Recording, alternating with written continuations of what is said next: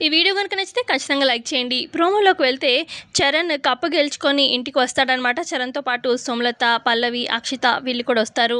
ఇక ఇటు family members బయటకు వస్తారనమాట, ఎదురొస్తారు.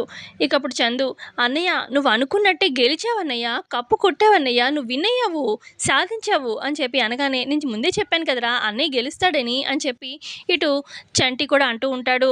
"అవును, వాడి కష్టానికి ప్రతిఫలం దక్కింది. వాడు అనుకున్నట్టే గెలిచాడు, గెలిచి చూపించాడు, ఛాంపియన్ అయ్యాడు నా కొడుకు" అని చెప్పి సుమలత మెచ్చుకుంటూ ఉంటే, "నేను గెలిచాను కానీ అమ్మ ఇదంతా క్రెడిట్ పల్లవికే, పల్లవి వల్లే నేను గెలిచాను" అని చెప్పి చరణ్ అంటాడు.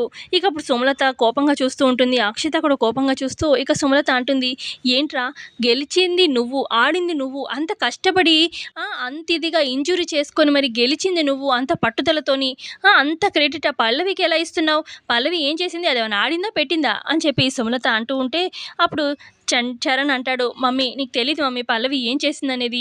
నాకు అంత ఇంజురీ అయితే నేను చాలా హోప్ వదిలేసుకున్నాను, ఇంక నేను గెలవలేను అని.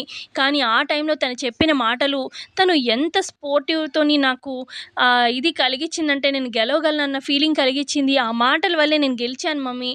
అది నేను మాటలో చెప్పలేను. పల్లవి ఎంత సపోర్ట్ ఇచ్చిందంటే నేను నీకు చెప్పలేను. తన వల్లే గెలిచాను అనేది నాకు తెలుసు.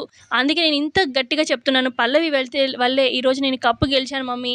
తనకే క్రెడిట్ మొత్తం అంతా" అని చెప్పి అంటూ ఉంటాడు చరణ్. ఆ తర్వాత ఇక రూమ్‌లోకి వెళ్ళగానే చరణ్ డ్రెస్ చేంజ్ చేసుకుంటూ ఉంటాడు. ఇక పల్లవి వెనక నుంచి గబగబా వచ్చి చరణ్‌ని వెనక నుంచి హత్తుకుంటుందనమాట. ఇక చరణ్ ఏమో, "ఏంటి పల్లవి ఏంటి అలా హగ్ చేసుకుంది" అన్నట్టుగా చూస్తూ ఉంటాడు. పల్లవి అయితే హగ్ చేసుకొని కళ్ళు మూసుకొని ఇక అలా చూస్తూ ఉంటుంది. చరణ్ ఏమో షాక్‌లో ఉంటాడు. సో, ఇంతే అండి ప్రోమోలో చూపించింది. నచ్చితే లైక్ చేయండి. Thanks for watching.